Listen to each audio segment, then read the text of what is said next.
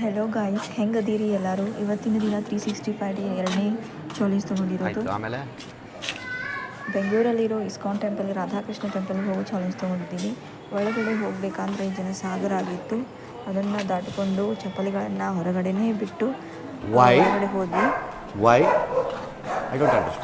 ಏಕೆಂದರೆ ನನಗೆ ಗೊತ್ತಿತ್ತು ಅಲ್ಲಿ ಚಪ್ಪಲಿಗಳನ್ನು ಕೊಳ್ಳೋದು, ಒಂದು ಬ್ಯಾಗ್ ಬಿಟ್ಕೊಳ್ಳೋಕ್ಕೂ ರೊಕ್ಕವನ್ನು ಕೇಳ್ತಿದ್ರು. ಹೀಗಾಗಿ ನಾವು ಹೊರಗಡೆ ಬಿಟ್ಟು ಬಂದಿದ್ದು ಒಳ್ಳೆಯದನಿಸ್ತು. ಅದನ್ನು ದಾಟಿಕೊಂಡು ಮುಂದ್ಗಡೆ ಹೋಗಿದ್ದು.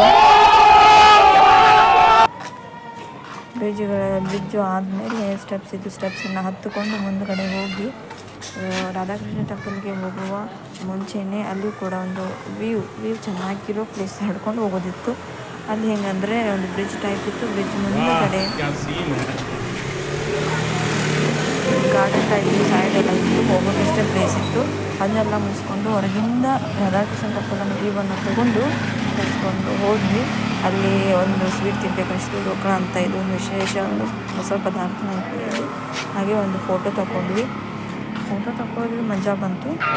ಈ ಪಿಗರ್ ಎಲ್ಲೋ ನೋಡ್ದಂಗೈತಲ್ಲ, ನಂಗೂ ಹಂಗೆ ಅನ್ನಿಸ್ತಾ ಐತೆ. ಅದಾದಮೇಲೆ ಅಲ್ಲಿಂದ ನಮ್ಮ ಪ್ರಯಾಣವನ್ನು ಮುಗಿಸಿ ಇವತ್ತಿನ ಕಂಟೆಂಟ್ ಮುಗಿಸಿದ್ದೀನಿ. ಮತ್ತೆ ನೆಕ್ಸ್ಟ್ ವಿಡಿಯೋದಲ್ಲಿ ಸಿಗೋಣ. ಬಾಯ್.